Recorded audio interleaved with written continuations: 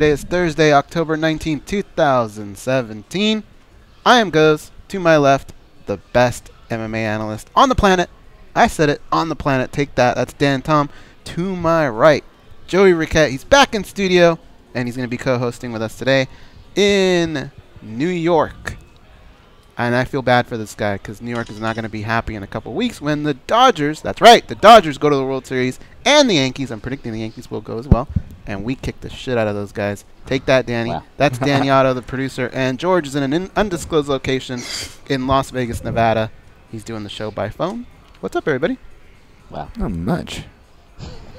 How you doing today, Joe? I was telling Joe from Houston the same thing. 2 minutes. When they gave up that 4-0 lead in Game 3 and the Yankees won 6-4, I kind of thought that was the beginning of a crumble. Mm-hmm. And then in Game 5, the Yankees, you know, they came back. They've won 3 in a row. And granted, Houston gets the last 2 at home, but still, they got to win them both. And now the Yankees kind of have momentum on their side. They have history on their side. And you know, Houston, aside from those 2 NBA back-to-back championships, they collapse, man. They don't do good as a city in major sporting events.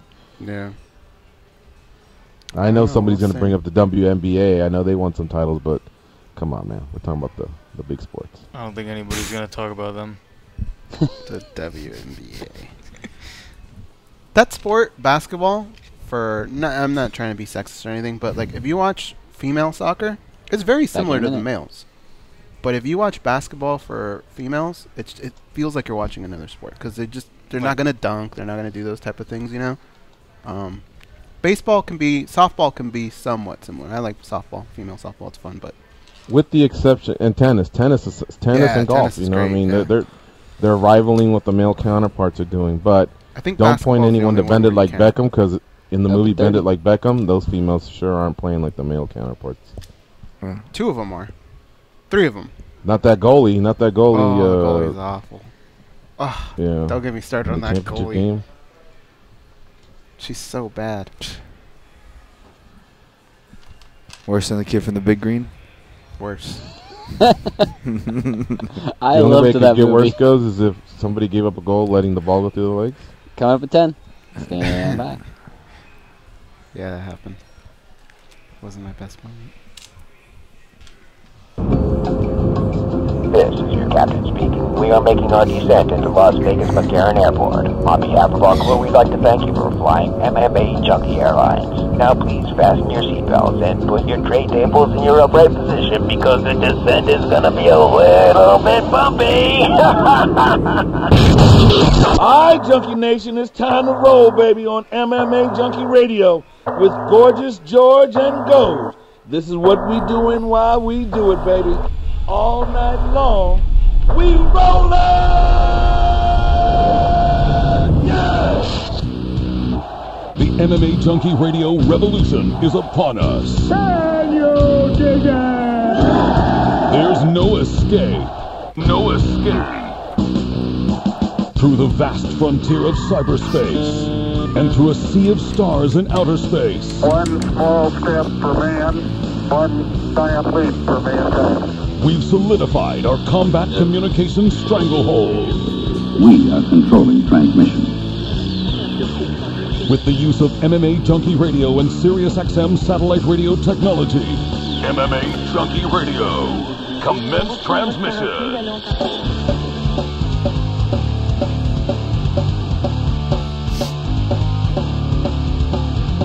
Live from MMAjunkie Radio HQ in the fight capital of the world, Las Vegas, Nevada. Here are your hosts, Gorgeous George and Goz.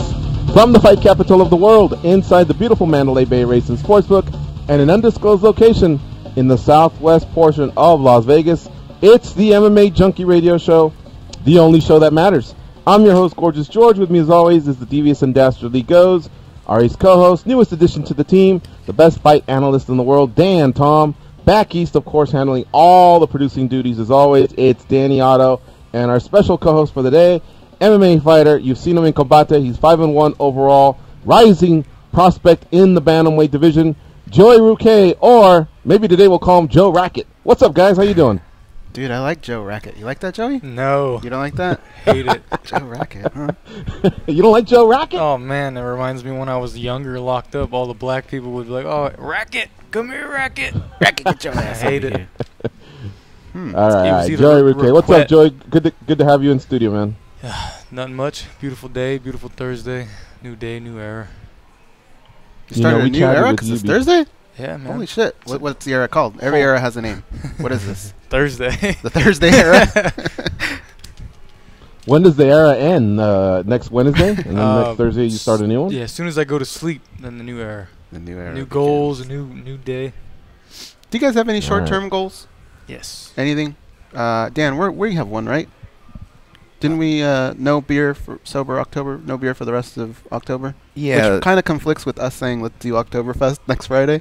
Boy, we didn't think about that. We didn't think about that one. We're not good at planning ahead, are we? How about you guys? You guys have any short-term goals? Like Yeah, I try to set short-term goals. That way they're reachable. You set a long-term goal, they're hard to reach. Mine aren't. Not drinking, though. Not drinking? It's more for fighting things like, maintaining a certain weight, be ready for a fight, or, things like that. George? Can I interject real fast about this Oktoberfest thing? Yeah. Why is it that deal starts in September and ends in November? Like, I mean, you have a whole fucking month to celebrate this thing, yet all these places all over the planet Earth started early and ended late. And I'm thinking, there's not other holidays or other traditional periods of time that cheat like that. Although I will say Christmas, people are already selling Christmas trees here in Las Vegas. Yeah. So I don't know what's happening, but I guess retail is just, they're cheating, man. That's not the way it works. Before we had our seasons, our holidays. You had a box that you pull down. All right, Halloween. All right, it's over. Let's start focusing on Thanksgiving. All right, put that stuff away. Christmas. You know what I mean? And nowadays, the only thing that can get worse is if someone wishes me a Happy New Year in a few days. But short term, yeah, I'm more the short term guy. Long term, I forget. I forget, or I just fall off. So right now, my only goal is to just get my knee better. I really, I don't know about Oktoberfest, but I can call out one people, and it's kind of our people, George, the Mexican people. They do the same thing. Here's what they do. They say, hey, Cinco de Mayo is not really Mexican Independence Day. It's in September. Yet they celebrate the shit out of it. So they get 2 of those Independence Days. Cheaper modelos. Yeah, so that's another one, George, another holiday that we kind of extend for a little bit. Okay, all right, so we cheat, but at least it's just for one day. We're not like Cinco de 6-0 and 7-0 and 8-0. You know what I mean? Yeah. All right. Joey, the last time we spoke to you, you were training for a fight at Combate Americas that was going to take place. So we're going back a few months. And, of course, you won that fight. You had your hand raised. You defeated Vinny Pantaleon, who I think there was some beef with going back or whatever. But all good. You won, and now that's 3 in a row. Congratulations. I appreciate it, man. Now, coming out of that, how you feeling? You just waiting for that next assignment? I looked. I couldn't find you on that Copa Combate tournament, which is in your weight class, and I'd love to see you there as a representative. Are you maybe going to go in as an alternate or somehow get involved? I'll stay ready. Anyone can get injured, so my weight is going to be, on point to where if I need to drop 5-6 pounds in a day, it's possible. So I'll be ready. I'm hoping someone gets injured, stub their knee on a chair or something. I curse it. Who would you represent? I don't care, dude. I'll represent whatever. I'll pretend I'm whatever. As long as just put me in the tournament, I'll pretend I'm whoever. Here comes our Filipino representative, Joey. Yeah, screw it. Let's do it. Well, there was some French in you, right? We could go that right, but I guess it is Combate Americas. Yeah, they want to do all Spanish. See, Spain slides in because even though they're in Europe, it's a Spanish-speaking country. I think Campbell McLaren covered that when we had him on the show. But there's somebody representing the state of Texas. It's such a big state. I guess they gave a pass, but maybe you can go in as an alternate. Any other plans right now? Or are you just training and getting better and waiting for the next assignment? December 1st, they have a fight in Texas. I've had 4 opponents already drop out, which is weird because one guy was 10-0, undefeated. He didn't even take the fight. Yeah, people are taking the fight and backing out. I don't know. People want to choose their fights, pad their record. All right. Well, maybe the winner of this tournament. That'd be nice for you. I asked for it because I wanted to be in the tournament. I'm like, I know I'll win the tournament. I'm grinding. I'll do whatever I got to do to win. But ultimately, it isn't up to just one person to put me in the fight. A team of people. So they. You know what you could do? You could get on this card, fight early, say, give me the first prelim, fight, win, and then grab that mic and say, by the way, if any of these pussies fall out throughout the tournament, I'm going to stay ready in the back and be skipping some rope, stretching, rehydrating, holler at me. Yeah, man. Because you will have only used 15 minutes. I think 30 minutes is the most that they'll allow somebody to fight. So more than likely, you could slip in there in the finals. Yeah, it's possible. Well, no, the tournament's before the Texas fight. No, I know, but I'm talking about get on this tournament card on November 11th in Cancun. Plus, what's the worst thing that can happen? You're in Cancun. You win a fight, you're chilling in Cancun for a few days. But imagine if somebody falls off, because that's what happens, bro. I've seen the Strikeforce tournaments. The Strikeforce tournament that involved, remember that one goes? King Mo, Phil Davis, the kid from GSP's camp, I forget his name. Francis, what was his name? Fuck, oh my God. He fought in the UFC for a few fights. Oh, Dan Tom goes. Oh, it's gonna kill me now. I'm gonna look it up. Wait, are we There looking it up? I'm bragging about having the best fight analyst and my expert co-host, and they're leaving me hanging here. What was his name, guys? Come on. All right, so no Between looking it the three up. of us. Francis is the only hint. Francis That's a Carmo. good one at the start. Yeah, Carmo. Carmo, yeah. Yeah. Middleweight, Carmo, yeah. exactly. There we go. See, the best fight analyst and the best co-host in the game goes in Dan Tom. So that guy was in it, but remember, that was just a 4-man tournament, and it kind of had to get patched up here and there. There was an alternate that came in, and someone else fell out. So imagine 8 guys. 8 guys going at it. Something's going to happen. I'm telling you, Joey Ruquet, that right there is the way in. I'll wait for it. I mean, they know I want it. So I mean, I go on Facebook. I put a video saying I'm gonna win it before they even made the announcement of who was fighting in it. I've been messaging everybody who's involved with Combate, telling them, I want it. I'm better. I'll win. But All right, here we go, folks. So let me tell you what else we have on tap here. Of course, Joey's going to stick around and co-host the entire episode. We'll talk about the latest MMA news, the fights that are coming up, stuff that Joey has going on in his career outside of fighting. But we'll also be talking to Logan Storley, who will be fighting next week at Bellator 186. In 2 weeks, Bellator 186, the same weekend as UFC 217. Now, Bellator's taking their show to the Penn State campus. So in Pennsylvania, where Phil Davis is from, they're going to take it to that university, and it's going to be a fight card that features Ryan Bader defending his title, Phil Davis, Ed Ruth, former Nittany Lions. They'll be on the card as well. So will Logan Storley. So we'll talk to him. Ian McCall, a free agent for about 48 hours because he got himself a release from the UFC, but he's already signed on with Ryzen out in Japan, and he'll be meeting Manel Cape in the quarterfinals of the Ryzen FF8 World Grand Prix second round, which begins on December 29th. So Uncle Creepy, I believe, got what he wanted, the ability to win 100K in one night. He says he could possibly win 200K if he takes this tournament down. We'll catch up with him.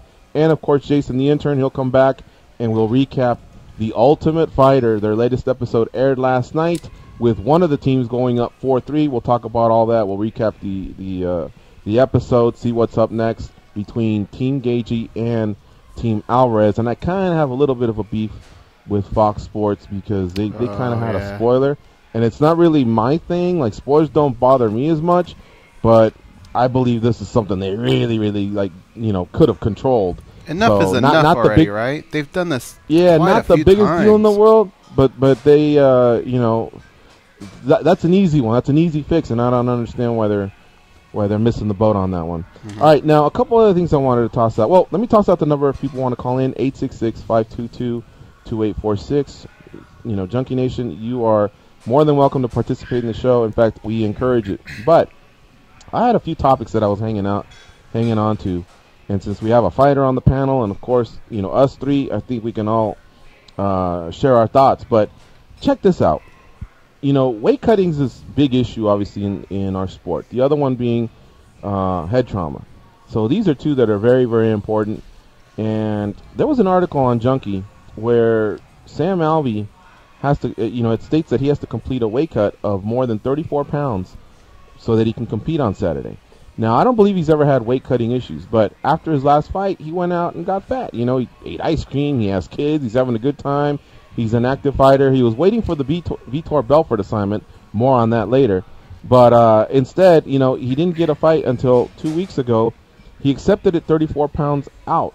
Now, with him being so public, I'm just wondering, did the matchmakers know this? Like, why do they go down that road? Like, both athlete and matchmaker. I mean, it's just not good, in my opinion, for public relations.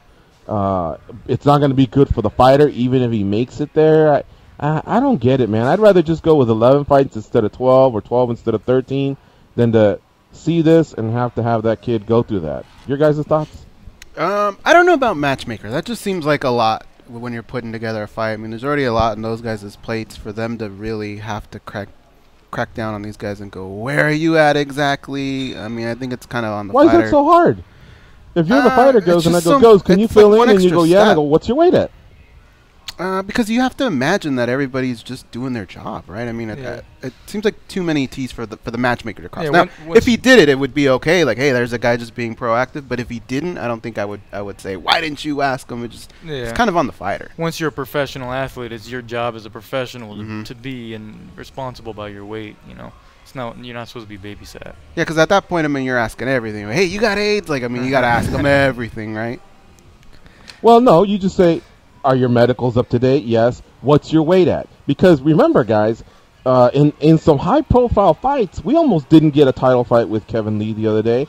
Ray Borg got sick. I think that was more due to an illness, but, I mean, there was a lot of eyeballs on that. You saw what happened with Amanda Nunes. I don't think there's anything wrong with checking in with the athletes. And a simple question like, where's your weight at? If the guy's being truthful and says 34 pounds, then I think at that point you go, you know what, let's just shut it down. But that's the thing, though. Is the fighter really going to do it? More than likely, the fighter's going to go, I'm good, boss. Yeah, right? I mean, depends on how much money's in there. No one's going to say nothing. You're never really going to get, unless you're there weighing them, I don't think you're going to get the true answer. So I would put the blame on the fighter, and then I think the next step, maybe even the manager at that point, or a trainer.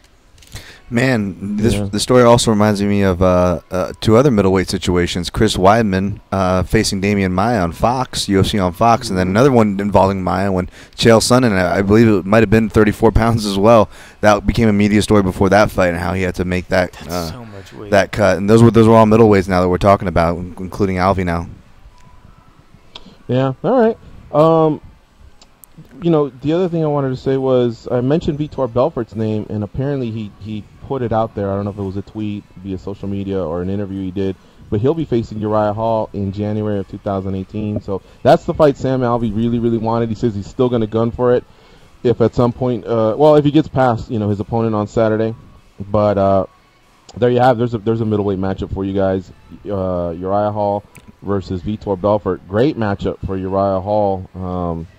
He's coming off that win over Krzysztof Jotko, so this could be the start of a run for him, like a championship caliber run. You need the win streak, and then at the same time you need that big name that kind of puts you over. Again, what did we say yesterday about Vitor Belfort? Like, that guy never gets a night off. Every guy he's got to fight is some kind of monster.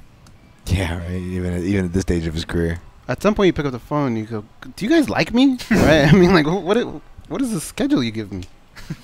Well, he's also at the point where you can't just give him, like, nobody either. He won't take it. You see what I mean? Because he'll be featured more than likely in a main or a co-main or on a main card, so it's got to be a suitable dance partner. But if you look at Anderson Silva's record, like, even he's had a few fights where you go, well, I don't know, Cote, Latus, Luter. I mean, granted, he couldn't control the Luter one because that's who came out of the season, but even he had a little bit of a break here and there. Vitor's schedule's been horrible, dude. Another question I wanted to ask you guys was UFC President Dana White says he's adamant about the fact that more divisions isn't the solution to MMA's weight-cutting woes. He had done an interview on TSN, and that was his statement.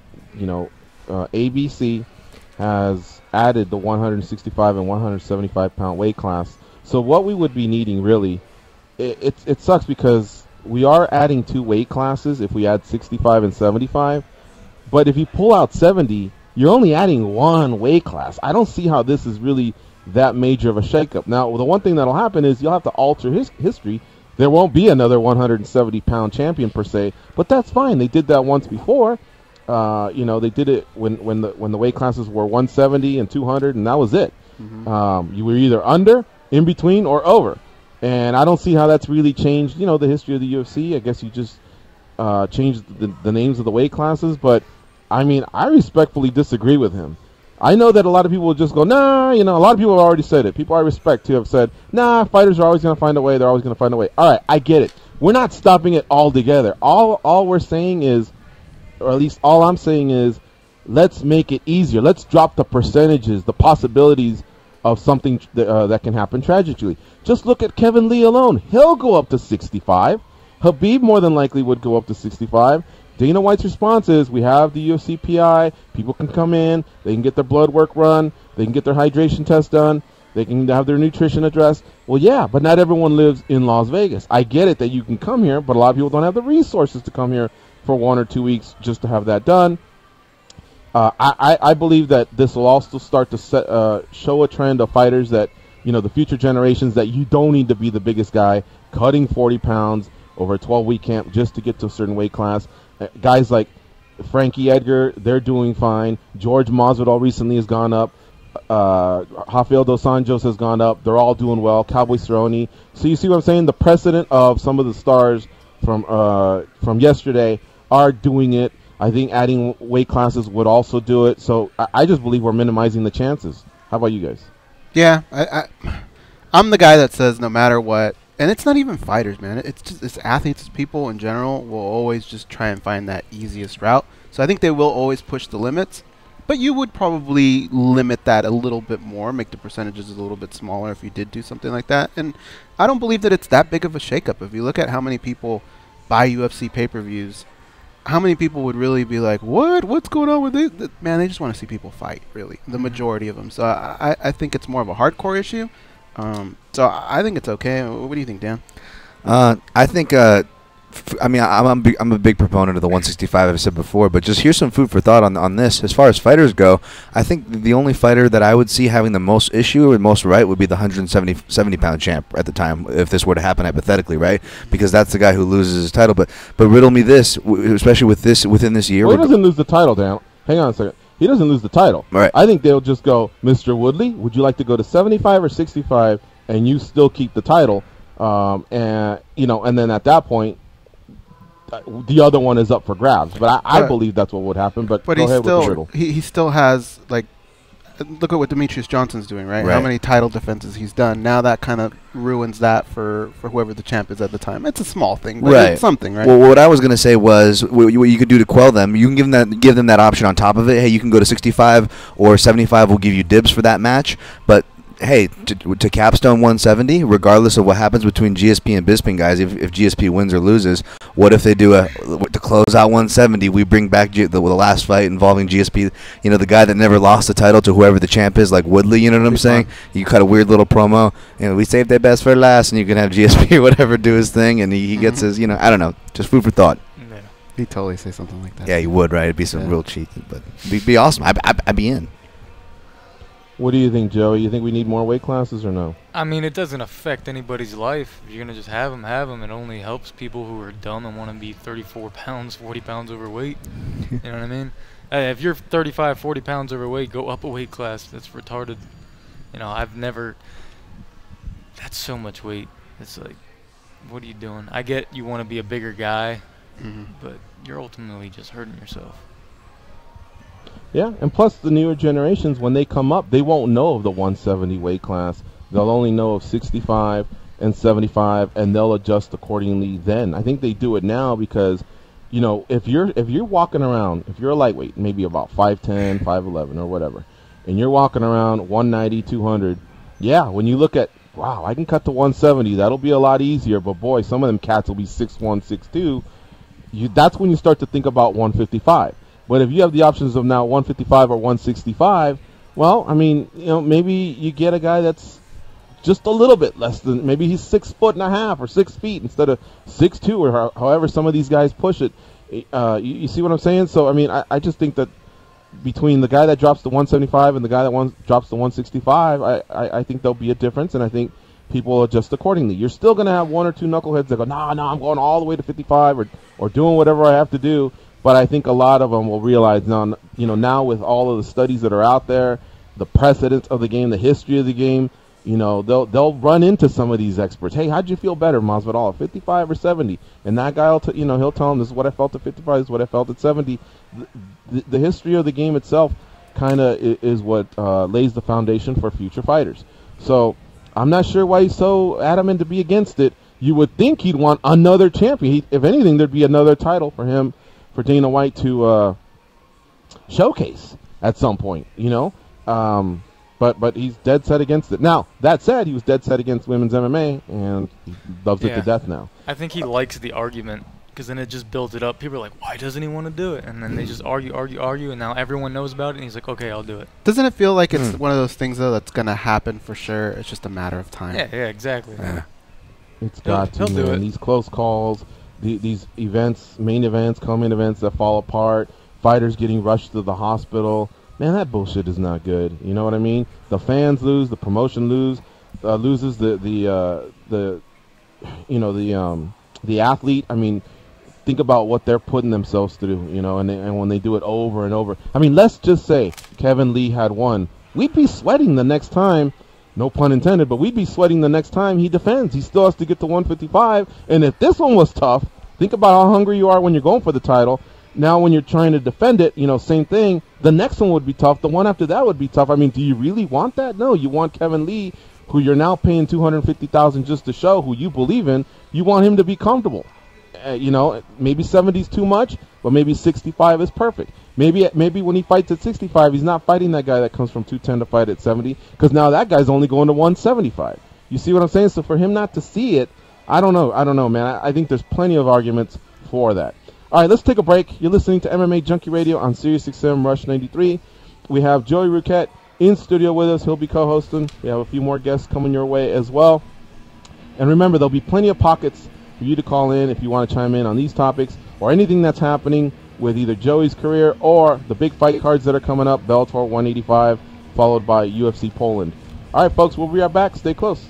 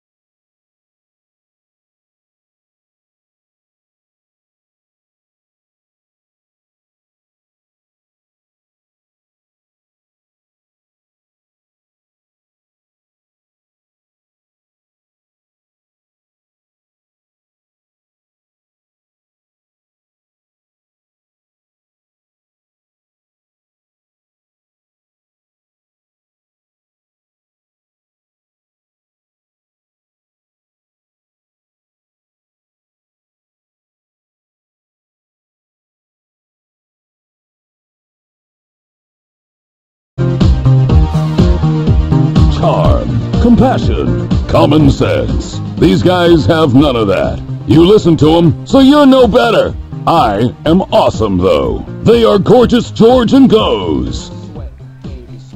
Go live to Kansas Speedway for the final race in the NASCAR playoffs, round of 12. It's the Hollywood Casino 400 Sunday at 2 Eastern. Race coverage starts Sunday morning at 7 Eastern on your home for the 2017 Monster Energy NASCAR Cup Series playoffs. Sirius XM NASCAR Radio, Channel 90. So I think they're getting there right to the end where I guess it's the final 12 drivers or something like that. It's pretty fun. I like it. NASCAR, I've never been able to hang on for a whole season, but if it's on and they're in those final laps, I'm digging it. I got some love for NASCAR. All right, again, we're joined by Joey Ruquet in studio. He's our co-host for the day. We also have a few more guests coming your way. The first one's already on hold.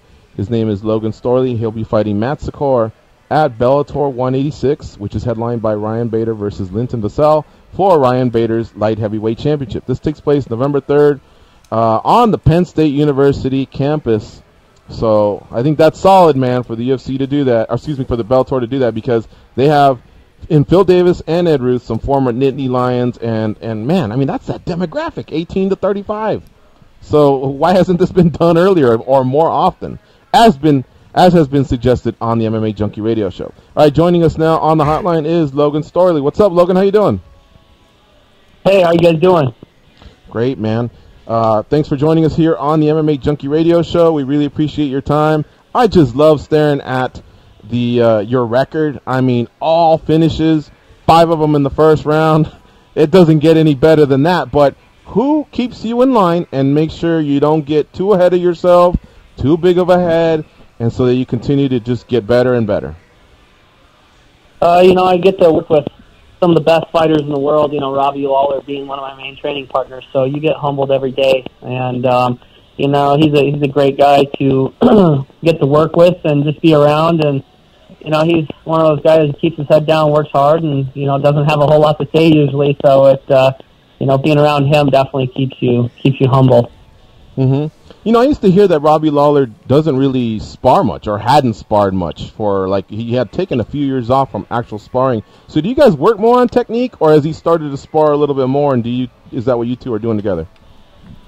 Me and him spend a lot of time on the little small details. We spar, but it's not a live spar. And we'll stop a lot in certain situations and break things down. And my last fight, how I finished it with an overhook and elbows. I mean, me and him we drilled that, hundreds of times, because we always got to that position when we were grappling, and to end up, that's why I finished the fight. So, he's made a huge difference in my career, these past 2 fights, and being down here in Florida for 8 months now, and working with him has made a big difference. And so, it's one of those things, when you get to work with the best guys in the world every day, you start to become more and more like them. It's interesting because as the sport continues to age, the sport evolves, I'm seeing some small nuances that I pick up from when we do these interviews. For example, you fought for RFA, which converted into LFA in 2017, and now Bellator. You're really not going to have one of those stories of fighting like in a bar or in a barn or anything like that for $500 and a drinking tab. You're really joining the sport on the professional level, because those are quality organizations. But anyway, that's just something I picked up on, and I guess that's just the way the sport's going now. Like there aren't going to really be too many of those tales that we heard from in the past. No, yeah, it's definitely. I had 3 amateur fights, so I had to, back in 2009, 2010, I had 3 amateur fights in high school. So those are definitely some stories, but it's definitely changed a lot. The LFA is. It's a real organization. We're on TV and they run things. It's a professional company. So, the times are definitely changing, and it's good for the sport. That's the other point I was going to make was, every single one of your fights has been on a fight card that is on TV. And I'm telling you, there's been some great stories. For example, Brian Caraway is going to co-host next Tuesday on our show. And I remember a story he told us where he was fighting outside. It was outdoors. I think it was outside of a bar, and it started raining, and the fight still didn't stop. It was in the state of Washington somewhere more than 10, 12 years ago. But those were the days. Anyway, all right, let me send it back to the boys over at the Mandalay Bay. Goes, Dan, Joey, you got something for Logan Storley? Logan, with 6 fights all being finishes, is it safe to say that you can just continue this trend? Is that going to be your prediction for this fight? Yeah, it's one of those things where you game plan and you're ready for anything, but you just have to feel the fight.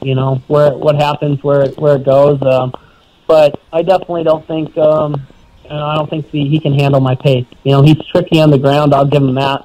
I've watched some of his fights, but I don't think he'll be able to keep that pace. I don't know if he'll be able to handle the wrestling and the pressure, and working with Henry Hooft with my hands, every single day has made a big difference. So it's, I'm ready. I'm excited, but I don't think he'll be able to keep the pace. And I'll finish the fight when you find that little time he takes off, and I'll continue to push and push and push, and go for the finish again. Fighters are the most critical on themselves. If you were to take the undefeated fighter in Logan Storley, where would you say would be the one critique you have for yourself in your career so far? The one thing that I need is just staying calm. It's not a sprint. You can't sprint for 15 minutes. You see a lot of guys come out, they throw, and they get in a big scramble, or back and forth, and all of a sudden they're exhausted. It's more about staying calm and picking your shots and being smart. And so that's the one thing that I've really worked on, is just staying calm in there. And it's tough. It's tough, walking out there, having the cage door locked, and you and another guy are about to beat each other up. It's tough to stay calm, but that's the one thing that I've been working on every single day. And each time I step in there is just staying more calm, relaxing, picking my shots, picking this guy apart, using my athleticism, and just using my overall fight IQ to, pick the right shots, not just throwing the throw. And so I'm improving, and it's getting more comfortable, and just stepping in there every time. I feel it more and more. Logan, you're talking about improvements and staying calm. I was going to comment on the Henry Hooft side of things. I noticed, maybe it's from knowing guys like Michael Chandler, who I see you cross paths with back in Power MMA in Arizona. But Chandler also had experience working with Henry Hooft, and maybe this is just my observation. I would like you to weigh in on it. But I noticed that wrestlers seem to do really well when they embrace the pressure style striking you were alluding to. Was this something that you kind of feel like you were going to gel with Henry early on, or did you just kind of organically come about and train and figure it out organically with Henry? I first moved down here 8 months ago because Chandler, I worked with him in Power, and so he was my roommate down here. I spent a lot of time with him, and once I met Henry, we clicked. We got along. Just our talks. Some coaches, they have good things, but you just don't see eye to eye, or you don't get along. And Henry's one of those guys where we can talk about anything. And so I knew right away this is where the place that I needed to be. And he just keeps things very, very simple going forward. It's not a crazy 15-punch combo. It's he gets it. I wrestled for 20 years. I didn't kickbox or box for 20 years. And so he's used the power I have in my hands from hand fighting and wrestling, and he's put it into my striking, and he just keeps things very, very, very simple and very clean. And that's just one of those things where, I just clicked with him right away. And so I'm very thankful to be down here in Florida getting to work with, the best striking coach in MMA, I think. Logan Storley, our guest here on MMA Junkie Radio. He'll be fighting at Bellator 186 on November 3rd versus Matt Secor. That is headlined by Ryan Bader versus Linton Vassell. Spike TV, of course, has you covered with a 9 p.m. Eastern start time, 6 p.m. on the Pacific time zone. We also have professional MMA fighter Joey Ruquet in studio co-hosting with us. Joey, what do you have for Logan Storley? You said earlier that you did 3 amateur fights. I'm just the curious question of why, because myself, through my amateur career, MMA, I did 22 amateur fights and then another 7 kickboxing fights, doing a record of 27-2. And I did it for the reason of experience and traveling and fighting different styles of people. That way, when I went pro, I was a professional amateur going pro, and I worked out all my kinks. So I've never talked to anybody who's had 3 amateur fights, let alone less than 5. So I just wanted to hear your reasoning why. I had the 3 amateur fights when I was still in high school. So then I wrestled for 4 years. So by the time I got done, I was 23, 24 years old already, getting out of college. And so we talked about going the amateur route. But with the LFA being a great organization, and I knew that they were going to, give me the right fights, my first 2 fights, 3 fights.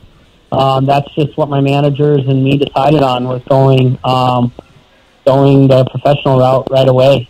And so that's what we all came to a conclusion on, and I guess that's kind of just how it went. And I understand what you're saying, but I guess for me, at the end of the day, I've wrestled over 500-600 matches from when I was 5 years old to when I graduated, and wrestling and fighting, they're different, but at the end of the day, it's just getting out there and competing. And so I had that underneath under my belt already, stepping out at Carver Hawkeye Arena in front of 15,000 people, wrestling on ESPN in the NCAA semifinals 3 years in a row. Being in big pressure situations, so I felt that before. So I don't know if it was so much of that, where some guys have never really competed in front of a crowd. Some guys getting new at MMA. So I had that. I had that underneath my belt, and I had that experience of having the pressure. So I think it was just, we decided to go the professional route right away. Right on. So far, it's working for you, so it was a good decision. One more question.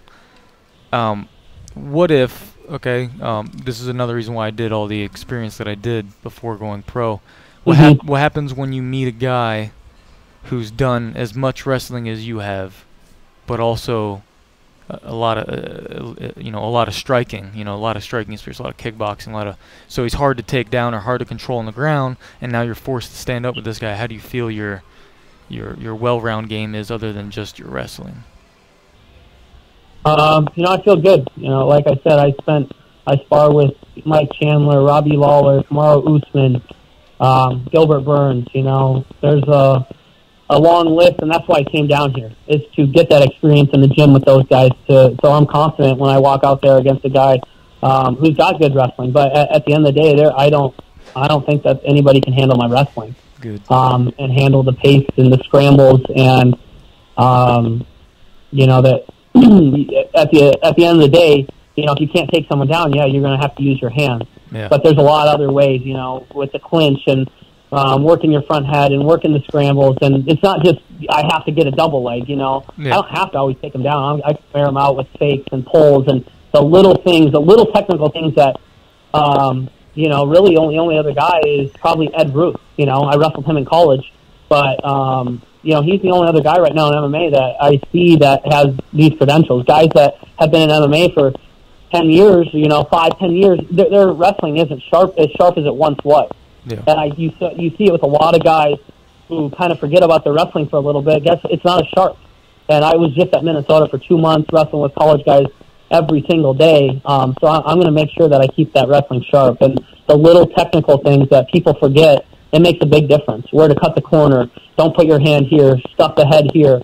So I will definitely, that's one thing that I told myself from when I started this, is that I won't lose those sharp little things that I had when I was a college wrestler. I don't want to lose those.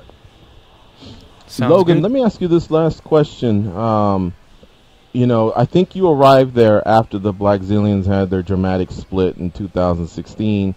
Henry Hooft is about 15 miles north of the gym where some of the Blackzilians have stuck around.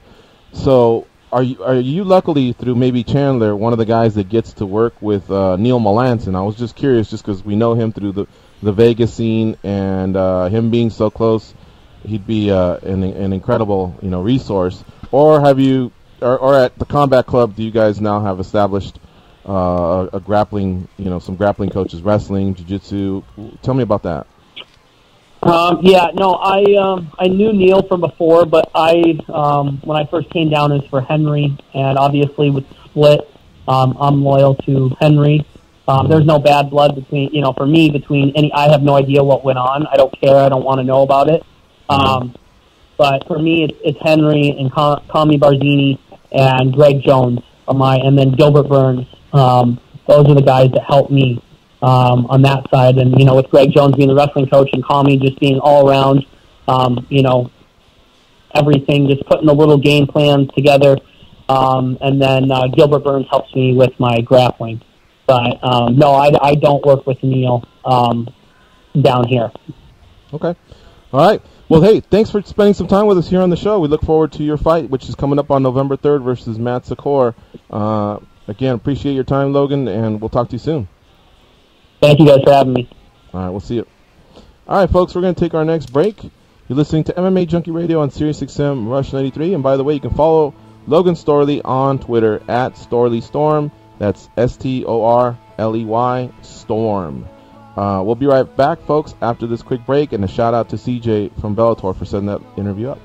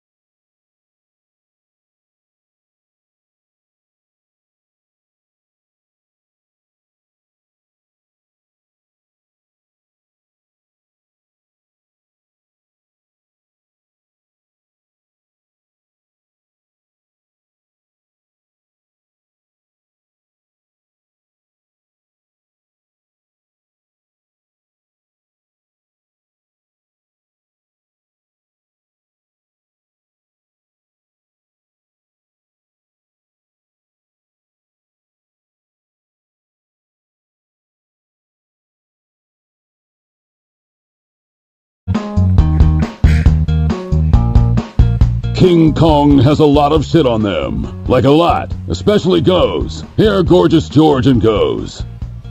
Get the radio channel numbers for NFL, NBA, and NHL games sent directly to your smart device. Go to SiriusXM.com/sportsnow, then click Add to Calendar. You'll even get links to listen directly on the SiriusXM app.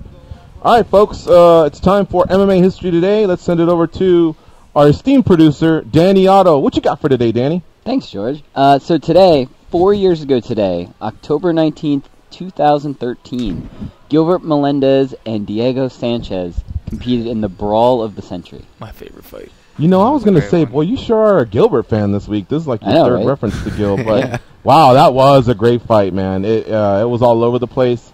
And in the end, those guys just stood and through like the Latino fighters that they are. I think it was in, you said Houston, Texas. And Goes, if I'm not mistaken, weren't we in Afghanistan when that one went down? No, actually, a little MMA Junkie radio history today. We were in Kyrgyzstan. This was our last day. Oh.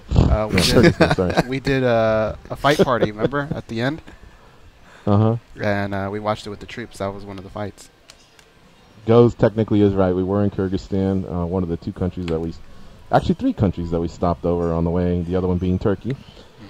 Great. That was a good one. I want to give a shout out to at MMA History Today. for always supplying us with that. Now, Joey Ruquet, who's co-hosting with us today, we talked about what might be next for him, maybe in December, or maybe he'll slip into that card, Copa Combate, in November. But outside of that, he's also got some stuff going on in the city of Las Vegas. Very admirable, and when he was telling me about it, I was like, oh, man, we got to dive into this. Joey, tell us a little bit about Defiant Fight Club, please. Defiant Fight Club, me and a couple friends, we're all troubled youth and, come to our senses and grew up, matured. And, the process of getting matured and making the right decisions isn't always easy by yourself. Some people need help for connections, for jobs, to stay out of trouble, blah, blah, blah, right? So we had an idea that we wanted to, I always had a dream to start my own gym. So we had a professional fighter and then people with money. So, hey, let's open up a gym together. In exchange, I'm going to bring my coach, who I started with, who I told you guys about when I was a young teenager in Florida, brought him out here. So I'm continuing to train with him with my striking, and Steve Pellegrino as well as my jits coach. And we are opening a gym. It's under construction right now. The purpose of the gym is it's a non-profit MMA gym. And I wanted to help people like me or in situations that I was when I was younger to stay out of trouble. Because when I got locked up, when I got out, I met Ron Beliveau, was the guy I was training with, and that gym kept me out of trouble. It kept me in line. It gave me a purpose. I didn't hang out with the same people I did. I was interested.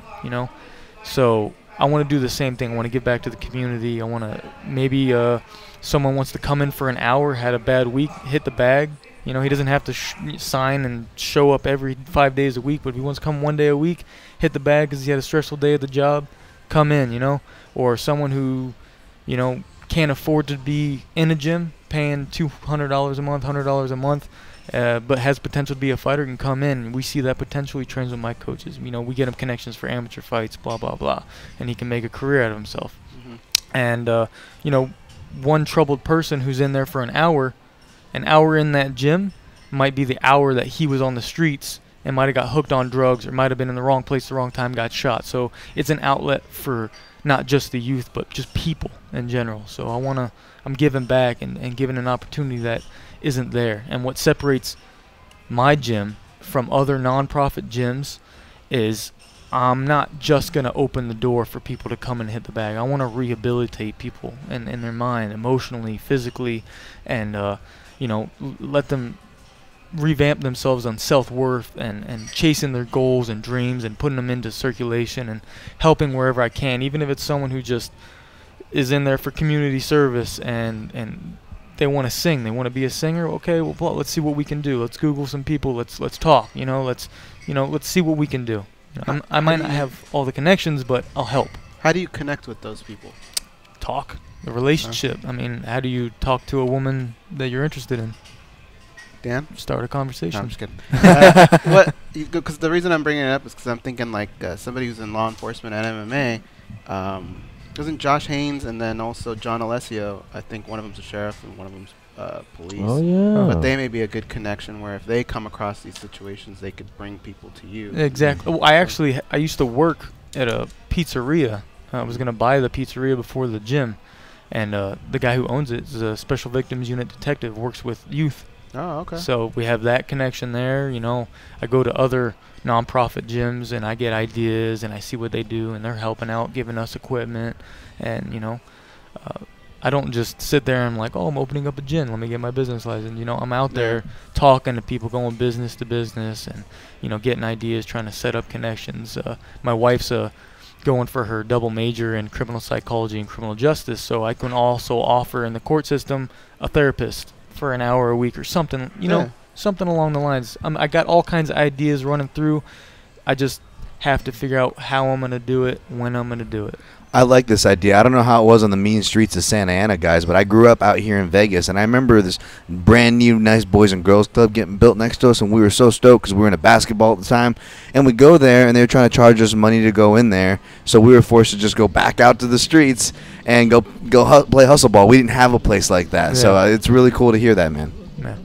Yeah, congratulations, Joey. And, you know, obviously you're sticking around for the next hour. You're our co-host for the day, so we'll definitely touch more on Defiant Fight Club. You can let us know where the location will be, when you anticipate the opening will be. We'd love to support that. So very cool. I really got to tip my hat to you, because you're not just saying, you're not just talking, you're doing. So that's very, very cool. Now, obviously, you can connect with Joey if you have any additional questions after the show, for those of you that wind up listening via the podcast. On Twitter at Joey El Cazador, which is JoeyElCazador. Also on Twitter, you can find him there. Same thing at Joey El Cazador. And of course, he can maybe give out some additional information before we end the show. Right now, we got to head to a break. It's the end of the first hour. We still got an hour to go. And we have a couple more guests headed your way, including Uncle Creepy, Ian McCall. We'll see what's up next with him. Well, we know what's up next with him. He's going to Ryzen at the end of the year for that 8-man tournament, bantamweight. And we'll also talk to Jason the Intern and recap the latest episode of Tough 26. Stay close, folks. We'll be right back.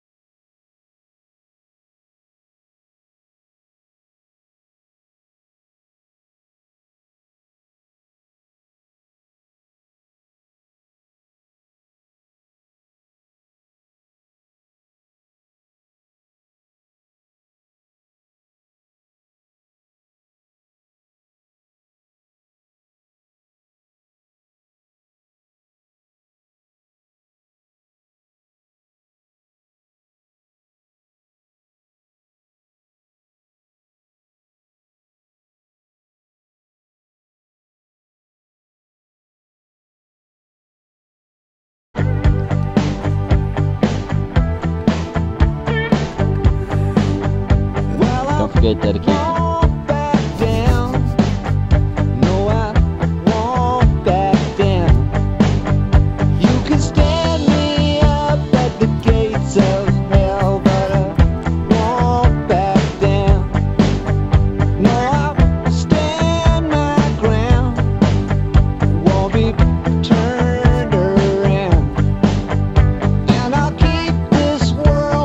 Dragging me down, gonna stand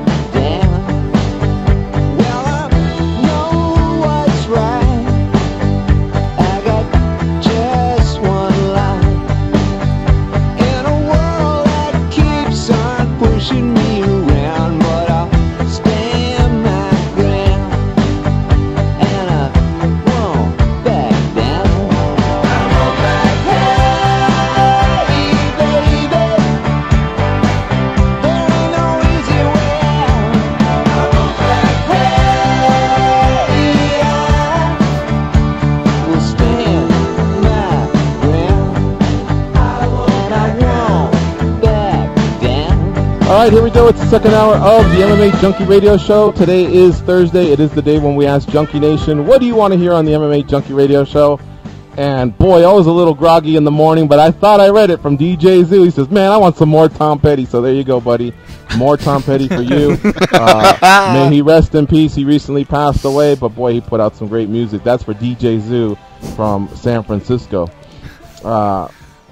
We got Joey Ruquet in studio with us, and we're still trying to connect with Ian McCall, fellow bantamweight who's also fought at flyweight, and we'll see what's up next with him. I know he was out in Japan. He signed a contract, and he'll be fighting at the Ryzen Bantamweight Grand Prix that they have coming up at the end of the year.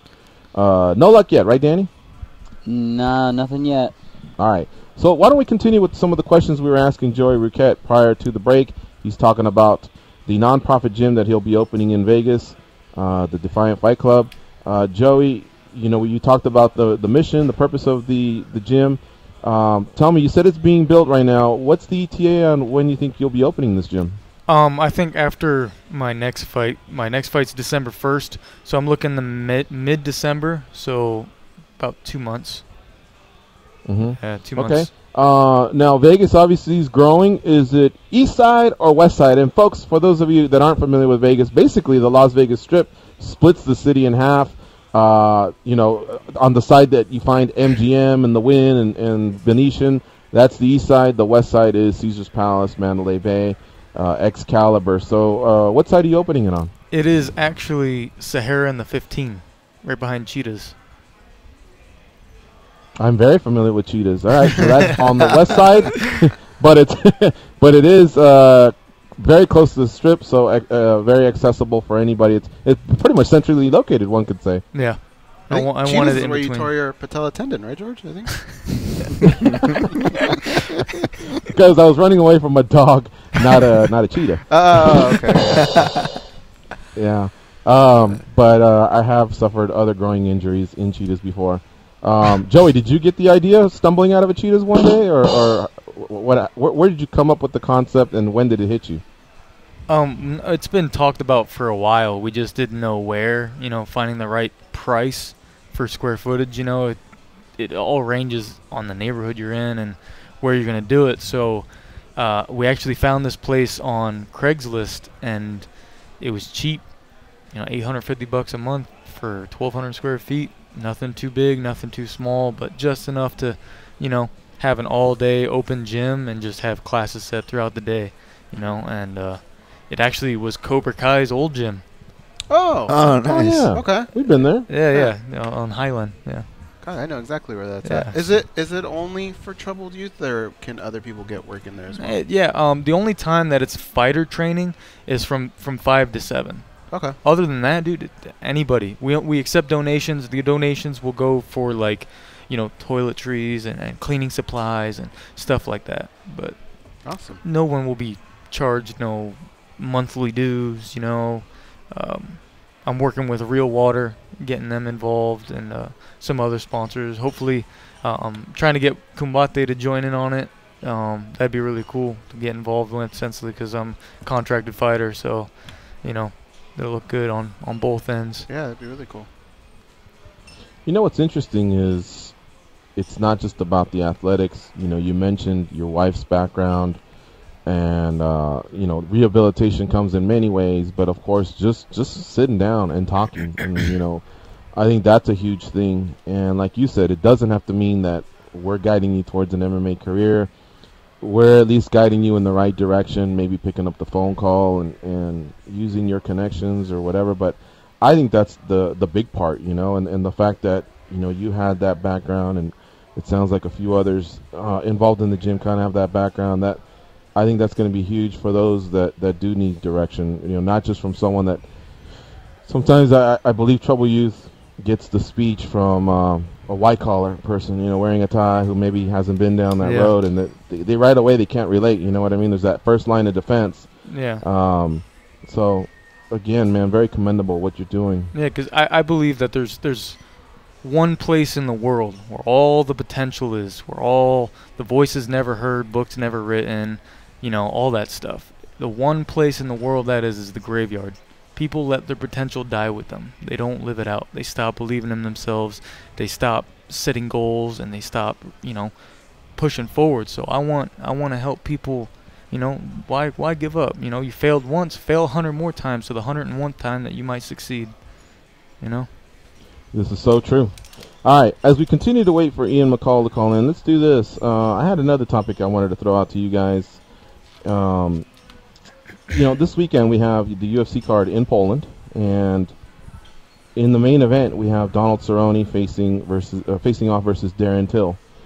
MMAjunkie, of course, always on the scene, caught up with Donald Cerrone. But what was interesting to me is, when there's, I guess, some sort of a storyline out there, it's how much of a big deal you can make of something where a fighter can either stress about it or not stress about it. And so in this case, what I'm getting at is Donald Cerrone's a veteran of the sport. He's got a lot of fights under his belt. But if you'll notice, in the last few years, he's usually just smiling and smirking. He doesn't get too caught up in much of the trash talk, even though he's kind of a gangster himself. You can tell, man, you don't want to cross his path. Otherwise, you'll definitely get a fair share of the wrath that's coming, from him if he really, really gets pissed off at you. But in this case, you have a guy that, like Donald Cerrone, who's a veteran. He's facing Darren Till, and that term gatekeeper gets thrown out. Hey, you've come up a little bit short on the big fights, but obviously you do knock a lot of other people out of getting to those big fights. And I thought he took it like a champ, man. The whole old school versus new school, the gatekeeper thing, and he basically fires back and says, yeah, but can he get through that gate? You know what I mean? And because you've seen on this show, a lot of people have gotten pissed off at that term. Yeah. And he took it like a champ, brushed it off. And, I'm just saying, if a lot of younger fighters are watching some of these veterans, they could learn from some of these guys in terms of how to handle the media, how to handle questions or storylines. Now, granted, if Cowboy wanted to make it a bigger deal, he could have. But in this case, that guy just flew halfway across the world. He's just focused on fighting and hopefully getting to a title shot next. In the meantime, he's got this hungry young lion coming after him. But one thing's for sure, now that's not going to become anything that he obsesses over. For the longest time, it was hard to get a read on Donald because he was never really a guy that brought up titles or having those type of aspirations. Not that he didn't want it, it's just something he didn't really bring up. If anything, he just talked about things he could buy with bonus money to make that ranch even cooler, right? So for him to kind of take that attitude towards it, I wasn't shocked one bit. I think he's just a guy who likes to make money, likes to be prepared, and loves to fight. And I'm okay with that. How about you guys? Yeah, I'm okay with that too. But it's like what you guys said. It's more that Cowboy's okay with that he's comfortable, not just for his own happiness, but as we've seen with his fights, when he's comfortable, when he's happy, you got a happy, comfortable Cowboy, you get better fights, and of course that's why we all love watching him fight. Will it translate this Saturday? It's yet to be seen. Some people are worried, is he going to get up for this fight? But I'm more along the camp with you guys that I'm actually liking what I'm hearing from Cowboy. It sounds like his head's in a good place heading in. What about you, Joey? Yeah, I've been a Cowboy Cerrone fan. Because he doesn't fight like he looks. Yeah. It's kind of like, I don't know. I like it. This whole little theme he's got going on. I ride a horse and then I'm gonna kick you in the face. I love it. So whatever he's down with, I'm like, all right, let's do it. I'll watch. Well, just a couple weeks ago here in Las Vegas, a lot was made out of the fact that Kevin Lee was 25, Ferguson was 33, and of course, is this a young man's sport? Was it the right time for Kevin Lee? He came up short. He fought, pretty damn well for about a round and a half, and then of course, the weight cut, the staph infection, and the fact that Tony Ferguson's a badass motherfucker, that came into play. But Tony Ferguson stayed calm and composed during fight week. There was some big buildup. A few weeks out in Las Vegas, they're going face to face, almost street fighting in the summer. But come fight week, there was one difference, and I noticed Tony Ferguson was very, very calm. So who knows? It all happened. We always worry about if it worked or didn't after the fight's over, but that was just the case where the veteran was calm, cool, and collected on fight week. Now listen, as we kind of rearrange the schedule a little bit, and we wait for Ian McCall to call back, why don't we do? Goes has been holding on to a stun gun story. We'll do that, followed by the Noob Minute with Danny Okers. Go ahead, Goes. What's your stun gun story? Well, speaking of the Noob Minute, George, I would like to stun gun Danny. our producer. And let me tell you why. Yeah. What did I do? Here's why Danny's getting stun gunned. So as I'm looking at my feed here on Facebook, Danny pops up, and it's Throwback Thursday. However, this was fucking 2 weeks ago, wasn't it, Danny? You can't throw back something that was 2 weeks ago. That ain't no kind of throwback. It's back. It's back 2 weeks ago. So, I mean, what's the rule on that? If you're going to put anything throwback, I think it's got to be at least a 6 months. A year, I think, is good. A year? But I would give someone maybe 6 months if it were something big. You can remember it. A year is I like, thought it was you pretty remember cool. that? Like if somebody died I never or something, How about this? How about this? Uh-huh. I never posted it before. So I thought it could but make you an can't put it under exception for throwback. Because it was 2 weeks ago. Take your stun gun, Danny. Wow. All right, and I don't know if he's still up to it. He just got stunned. But Danny, why don't you give us the noob minute for this week? All right, hold on. The Noob Minute with Danny Okers. Have you ever looked at the bantamweight name? It kind of almost looks like Batman weight. Alright, when we write our stoner MMA movie, that's totally going in there. From now on, that should be like a standard question. Like, bro, have you ever noticed that you fight in like the Batman weight division? What's your favorite dinosaur and why? I asked Cub Swanson. He was into it. It could just be like a bit that we put on the side or whatever. Like, what does our producer do when fighters are on hold? You know what I mean? Hey, guys. Hi. Hey. So, to start off the Noob Minute, I'm going to stun gun Goes. Why? Yes. Because originally, the Noob Minute was supposed to be after Jason the Intern segment. And you said, that's good, because now I'm the main event. Yeah. And Jason is the co-main. Now I'm before Jason. Well, what's that got to do with me? I didn't do that. That's George. I'm stun gunning you back. You're guilty by association. All right, I'm getting stun gun because I'm George's brother. Yes. All right. Anyway, so actually, I need to go back 2 weeks for my new. Another throwback Thursday or what? Yeah, another throwback. Yeah, it's way like back. UFC 1 or wow, you're going way back. So at Comic-Con, I won't go too far into Comic-Con, but at Comic-Con, I bought a particular action figure of a UFC fighter. It was of Conor McGregor. It was one that I've been looking for. And I ended up checking Amazon to see what it was worth because I got it at a really good bargain there. And while I was on Amazon, some of the you might be interested in were some of the UFC and MMA documentary series and stuff like that. So my question is really, is there a good or are there a few good MMA documentaries that I can check out and kind of watch and kind of catch me up? I can think of two right off the bat. Smashing Machine was really good. Yeah. That was with Mark Kerr. And I followed a couple other guys too, but that was a really good one. And then I remember Hickson Gracie Choke. Was really good. That's a good one. Can you guys think of some other ones? I would recommend Choke. Hurt Business if you want to, be depressed and sad. I'm in that. Yeah, he or see Goes and then be depressed and sad. That'll make it even worse. It was good though. It was really good. George, can you remember? Well, what was the one with Dustin Poirier? Was that Fightville? I believe so. I really like that one.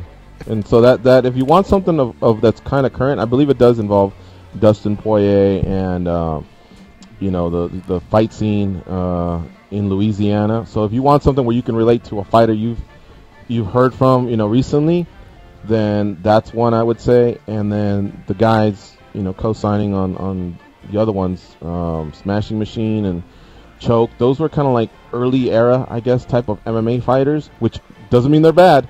Those are solid. Hurt Business was really, really good. I just watched that about 3 months ago. And then Anderson Silva's Like Water, that was pretty interesting as well. That was, I think, in the lead-in to the first Chael Sonnen fight.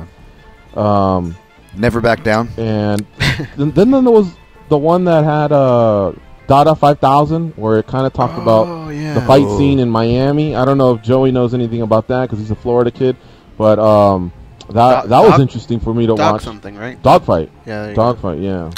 Yep. So there's a couple. Do you know of any, Joey? No.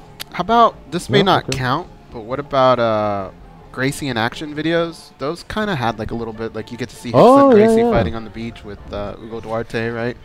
It's got like a couple things here and there, so that wouldn't be too bad. What was the MTV one where they did like Frankie Edgar's first fight with Gray Maynard and like like they followed him around, and then they had on the same show they had another kid who was an amateur fighter. He was cutting weight in his car, turning his heater on.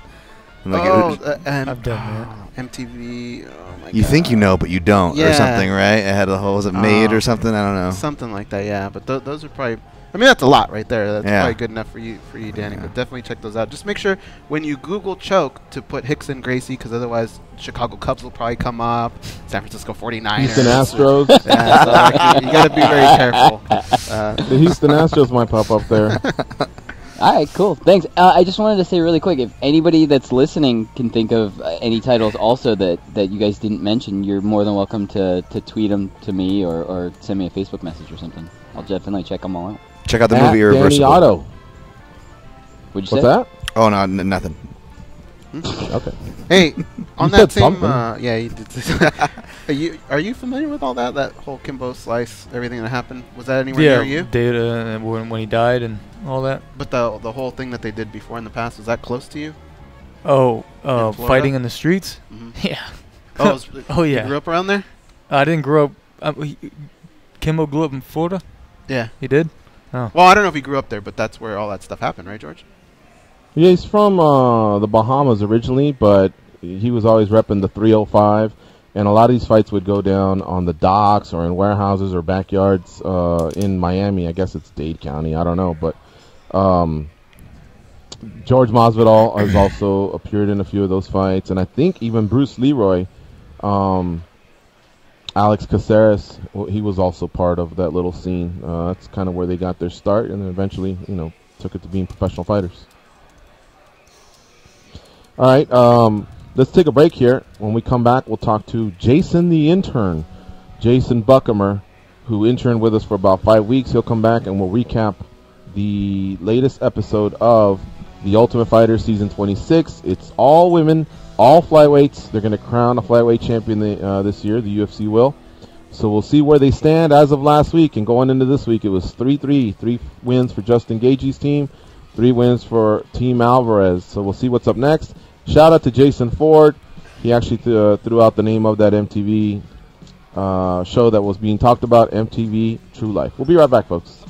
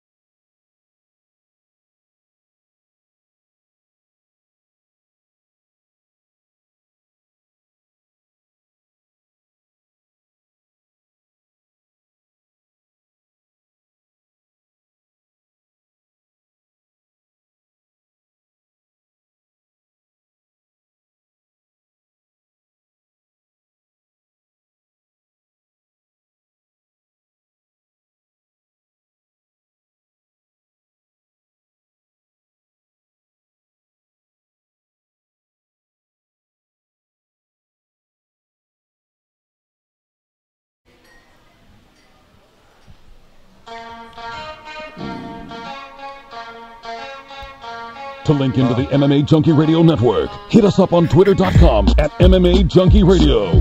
This is MMA Junkie Radio. Here are your hosts, Gorgeous George and Goes. Go live to Kansas Speedway for the final race in the NASCAR playoffs. It's the round of 12. It's the Hollywood Casino 400 Sunday at 2 Eastern. Race coverage starts Sunday morning at 7 Eastern on your home for the 2017 Monster Energy NASCAR Cup Series playoffs, Sirius XM NASCAR Radio Channel 90. Jason Buchamer joins us now on MMA Junkie Radio. We're going to recap last night's episode of The Ultimate Fighter. It's Team Gagey versus Team Alvarez. You'll all recall Jason interned for us this past spring, and now he's also got a podcast that's out there on iTunes that we'll talk about a little bit after we do the recap, but I want you all to support him the same way he supported us and did great work for us. Jason Buchamer, how you doing, my man? I'm great. I'm great, guys. What about you? Doing great. Thanks for joining us as always. Took a couple weeks off because of the baseball playoffs, but we're back. The show was back yesterday. Take us through it. Yeah, we came back yesterday and baseball playoffs. It always interrupts something, hockey playoffs. So, I mean, over here at TSN, we have it on TSN. We don't have FS1, and it messed up my whole PVR schedule. So, you know what? I'm a little upset at that. But I found it on the internet somewhere, so I got to watch it late last night after searching. But episode 7, it was a good one, guys. It started off with Dana White came into the house and talking to the competitors, and we kind of talked about it, GGU, Goes, Dan, Tom, and we talked about why is there no drama in the house? Why is there no, usually with the guys by now, they're getting drunk, they're starting a fight, someone's coming in the house. It's craziness by now. But I think the pep talk from Dana really, and what he said to them and their kind of reaction kind of made sense why this isn't happening. It's a little bit different, this competition, because it's for a title. So, like Dana said, there's no craziness going on. Maybe that's because the difference of females being in the house and males being in the house for a long time, and us guys are a little crazier. But just what he talked about on the line, I thought was really good, just for as a fan watching it, because this isn't just people going into the house looking for a chance to win the six-figure contract and get a shot in the UFC of a division that's already there. This is a competition where Dana's building a whole new division. So yes, there will be one winner, but also he's looking for people also to be a part of that division, to help pioneer that division in the UFC. So I thought just his pep talk at the start of it to these females was really good, and their reaction to it was even better.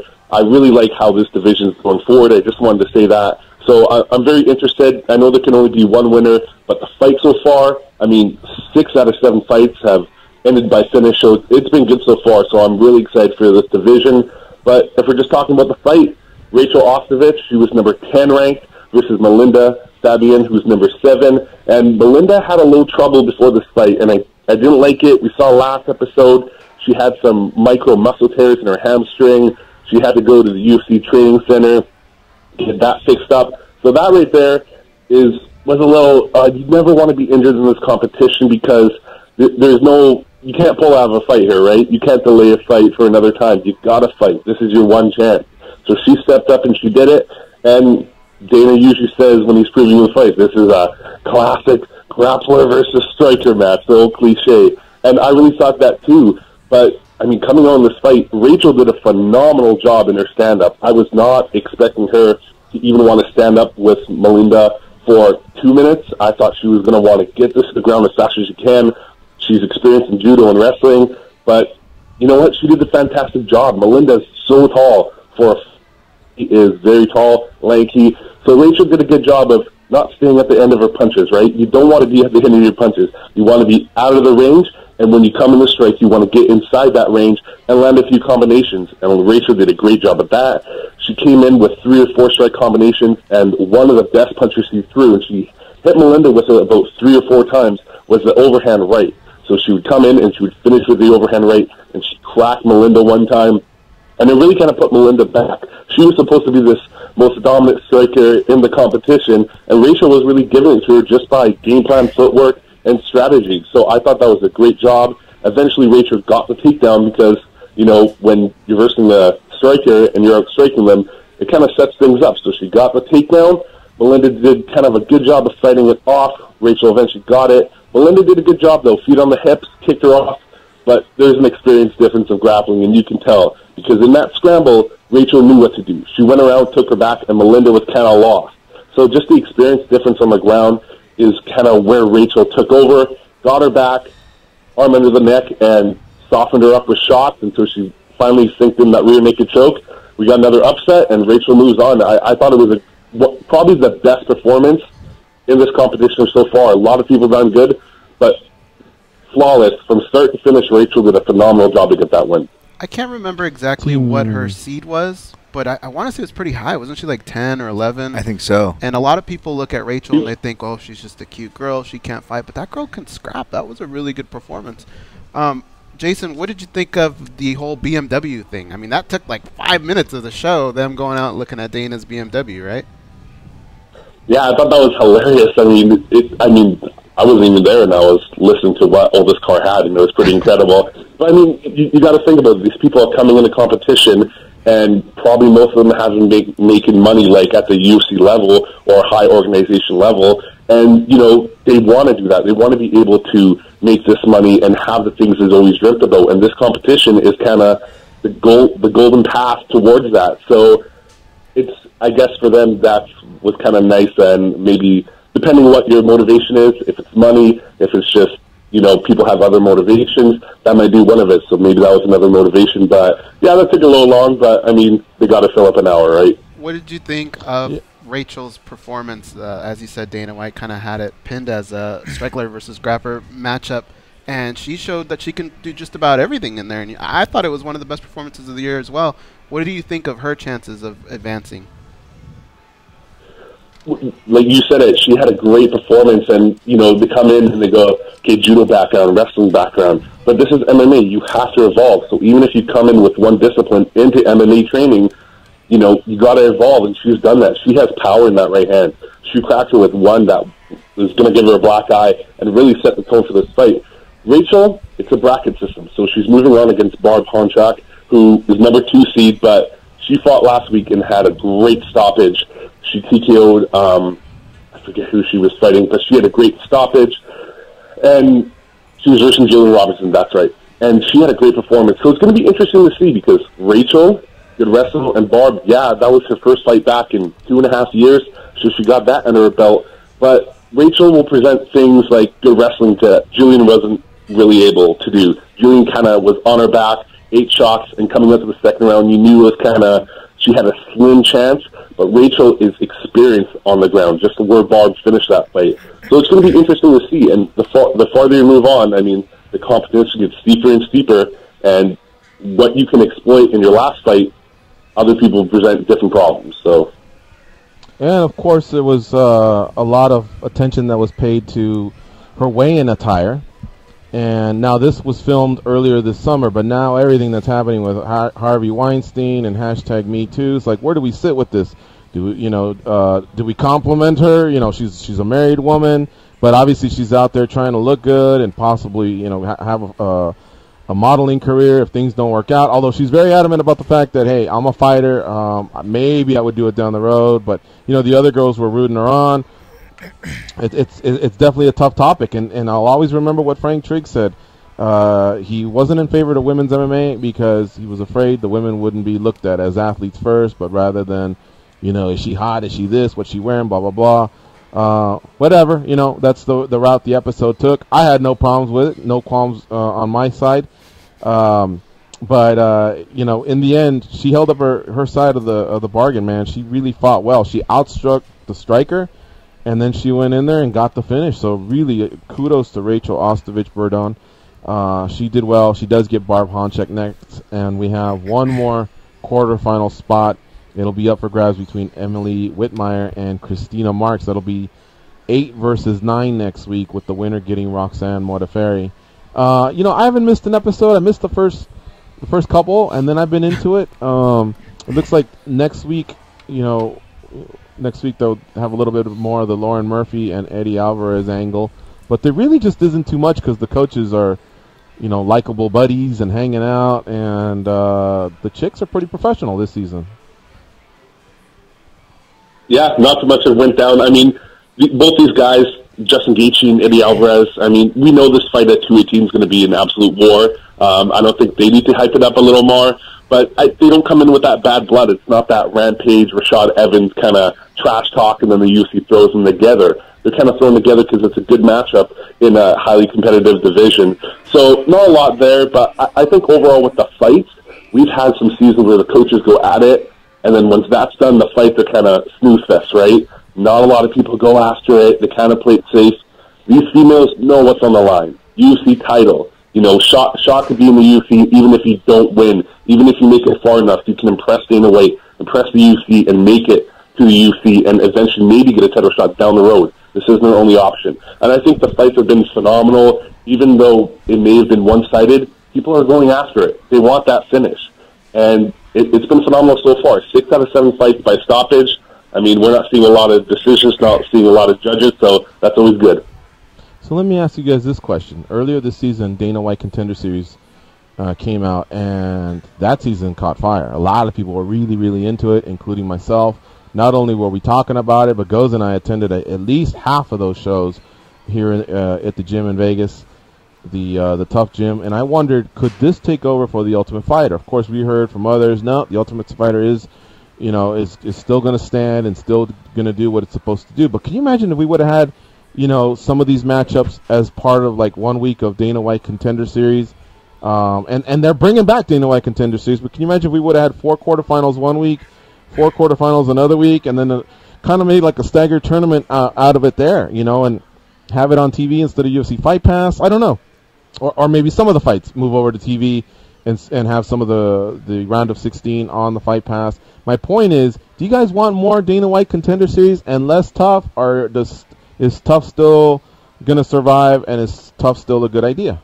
Man, I really have no issue with Tough. I know a lot of people have been saying that it's just getting drawn out, but really, if you the whole point of the show is to create the next superstars, right? And if you look at some of the guys that have come off of those shows, they've done quite a bit of damage in the UFC. So I'm okay with it. And I mean, unless you can show me something better to do on a Wednesday night or something, I mean, I'm pretty good with it. How about you, Joey? Yeah, no, it's another outlet for fighters. So yeah, keep your doors open. Dan? I like the Dana White Tuesday Night Contender Series. Reminds me like boxing growing up. They'd always have like free programming, Friday night fights, that sort of thing. Yeah, and to be honest, like I think the Ultimate Fighter needs such like a makeup, like a car wash, so to speak, that you'd have to like fill it with like Sean Connery and Christopher Walken and have them scrapping it out at the end or something. Like? Wow, it's crazy. My rear naked choke's great because I get naked to do it. You have like a bunch of those. That reminds me of those old sound clips we used to do for Junkie, those battles. Sean Connery doesn't have an opinion on the matter? Oh, well, chest hair helps me grip to the back.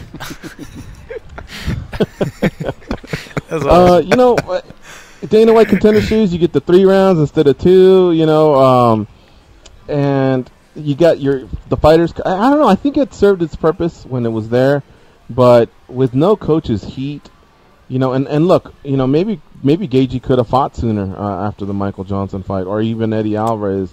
I don't know, man. With these ratings that have been pouring through, allegedly, or whoever you believe, I watch the series, and like Goes, I guess I'll watch it, but I really feel like some of this could just start moving over to live television.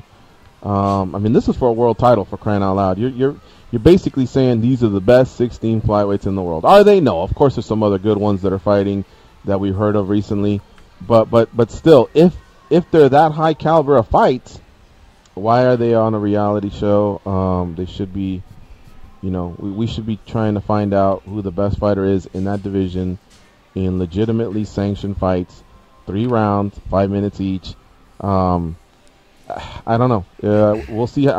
It took, like I said, I missed the first 2 or 3 from this season, and then I've been on ever since. I caught up through, Jason's breakdowns and Mike Bond every week, doing it on MMA Junkie, but I don't know if I can make it another season, guys. So Jason next week completes the round of 16, and then we get to the quarterfinals. Now I think Fox Sports has already said the baseball will still continue to interrupt, right? The upcoming shows. Is that what they said? I think I caught that. Not too sure, but either way, I'm going to have to figure out something to watch it. I always do, but you never know. Maybe FS1, and we don't have it up here in the Great White North, but we'll figure out something. GG. All right. Jason also has his podcast, The Overhand Right Podcast. It is on iTunes. Subscribe, give him a review. It helps with the algorithm. It helps with the analytics. So support him. He's a friend of the show. He's part of Junkie Nation. And Jason, when's your next trip to Vegas, man? It's got to be soon. I was talking to Goes, and man, I miss you guys, everybody at MMA Junkie, just the atmosphere, the fans, just talking with them every day, and Vegas as a whole. So I definitely got to make it soon. Hopefully before the new year. So maybe I'll try to check my calendar and see what works out. Give him a follow on Twitter, folks, at Jason Buchamer 8. Jason, thanks for the recap, and always great to catch up with you. No worries, guys. Take care. All right, we'll see you. Easy, folks, Jason. We're going to take our last break before the end of the show. You're listening to MMA Junkie Radio on Sirius XM Rush 93. Stay close, folks. We'll be right back.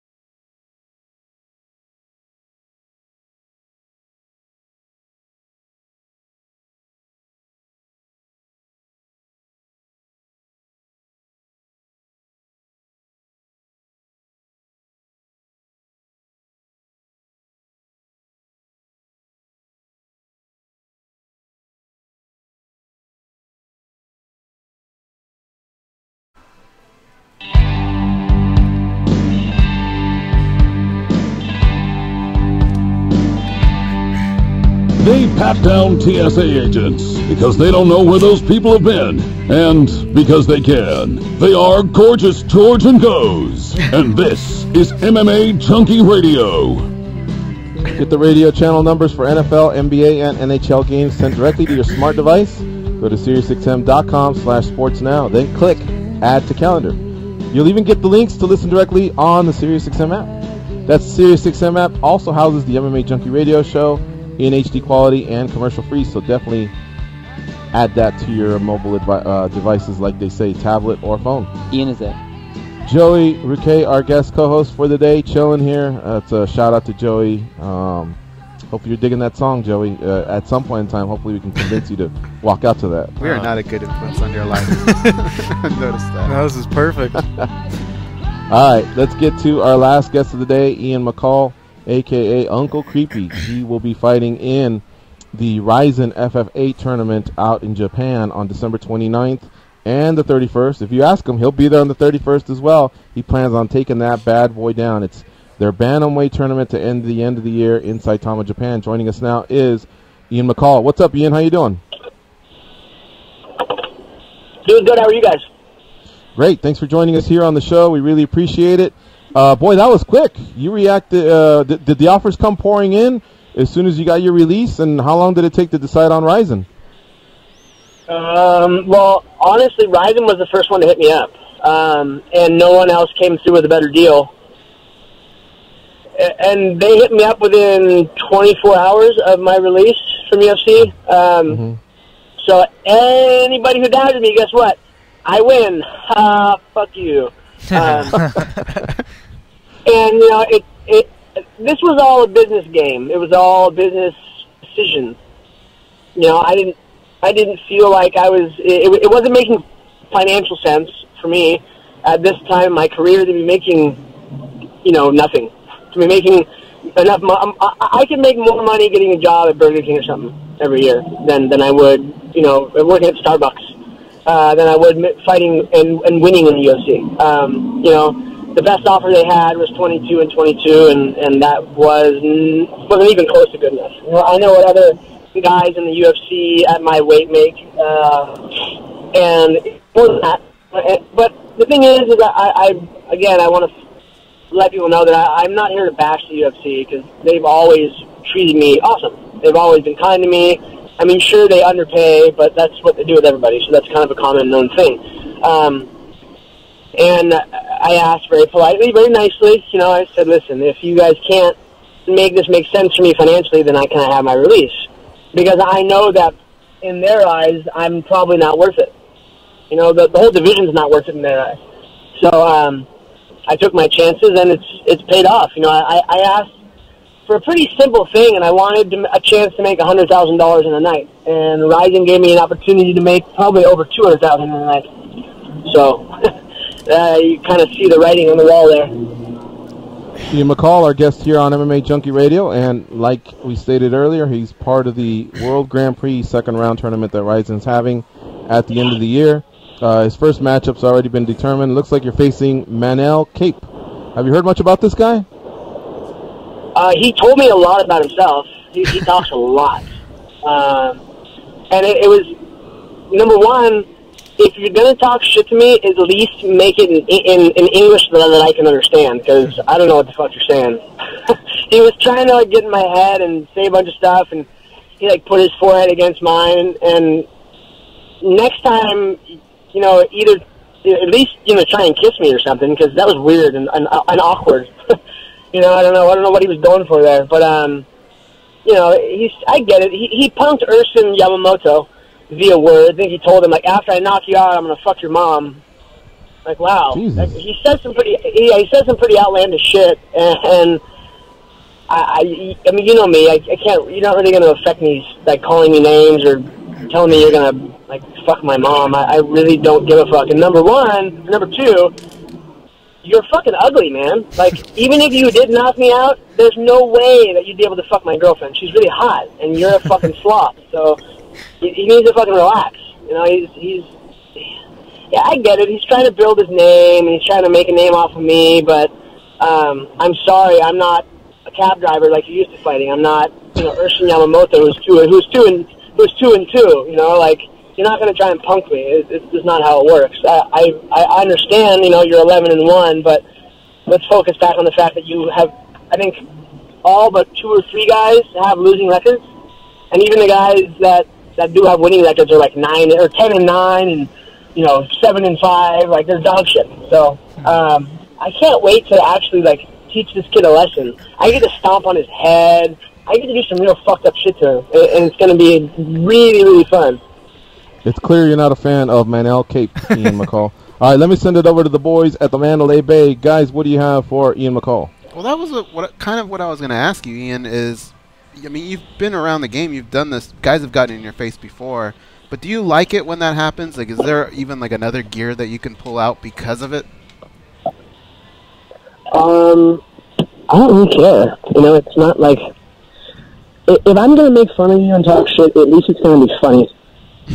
He's just offensive, and he's trying to be a dick, and it's like, okay, everyone sees that you're a dick, but then next you're going to be an unconscious dick. there's consequences when you fight at this level, and I'm sorry, son, but you're not at my level. So I'm gonna try. If he doesn't go to sleep after I punch him, he'll go to sleep after I stomp on his fucking head a few times. It's gonna be really fun. I'm excited about it because I haven't like actually disliked anyone in a long time. You know, like even Jared Brooks. Jared Brooks said a bunch of really dumb shit. But he actually came up to me like on multiple occasions, like, "Hey, bro, I'm sorry. I'm just trying to cause some hype and blah blah blah." Like, oh, just being a dumb kid. You know, just being an idiot. And whatever, that's cool, I guess. Like, you can do that. But I don't know. This guy he needs to get his ass kicked. Like bringing someone's mother into it's a little bit much. You know, especially when like I'm friends with ensigns. You know, like Japanese people love me. Like everyone asks me, please, really, really try and hurt this guy when you see him. Mm-hmm. Well, everything that you've done in your career, where will fighting in Japan for a Japanese organization, where will that rank? Oh man, well, since I never got my shot at Pride or anything like that, this is going to be up there. You know, I've never got to fight in Japan. I've never got to fight the tournament. And I've never had a chance to make this much money in a night, so I'm hyper motivated and happy and just ready to get shit done. There's some fun times ahead. Ryzen's already been very good to me. Ian, I imagine the trip to Japan is going to be a little more enjoyable now that you don't have to cut maybe 10 pounds less now. So can you tell me about that? Is there any different prep going back up to bantamweight now, or do you just not cut the weight and kind of keep the regiment similar to how you used to do it, or how does that work? My diet is perfect. Well, not perfect, but if I'm going to cheat on my diet, it has to be my house. Like that's how good my diet is, because my wife has epilepsy, my daughter has rheumatoid arthritis. My diet has to be perfect. That's just my life. But with not having to cut weight, it makes things easier. You know, I've got 3 fights in 2 days. That's a lot.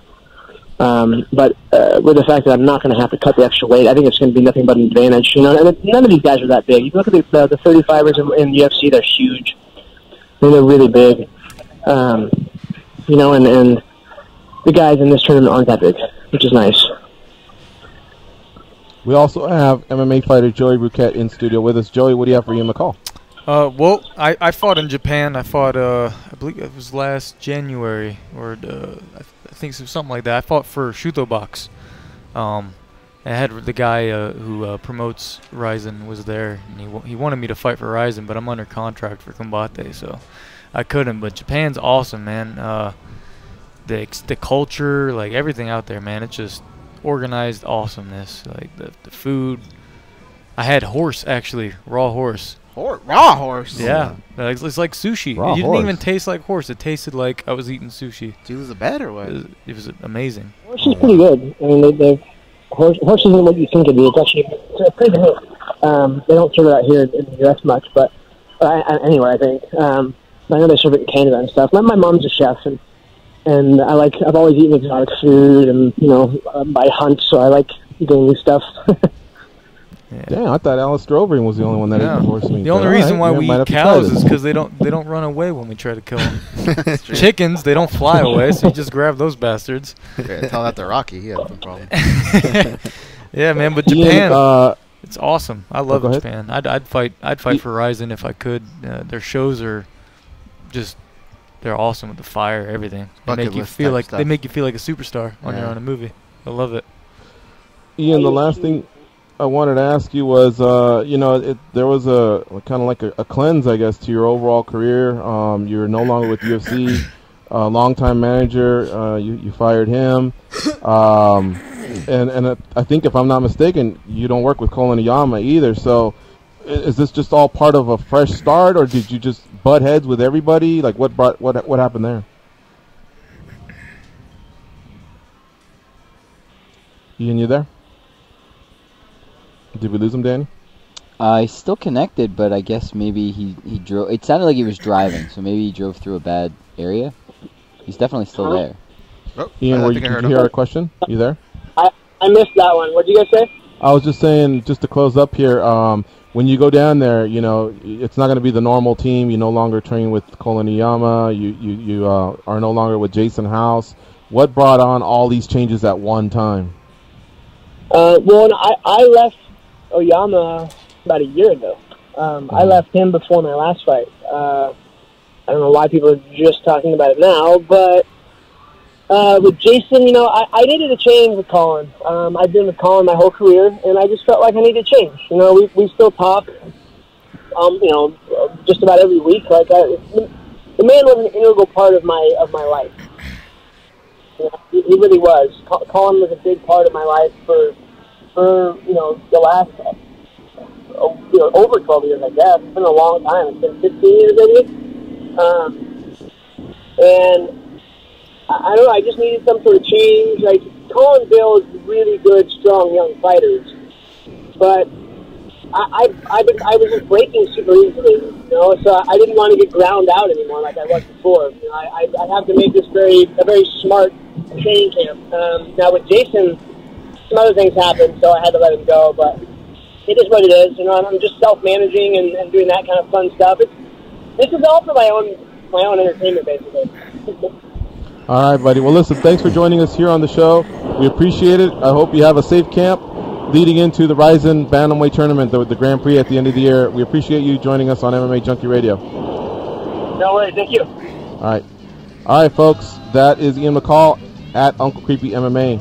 So thank you to all of our guests, including Jason Buchamer, Logan Storley, and, of course, Joey Ruquet. Joey, thanks so much for coming to the studio.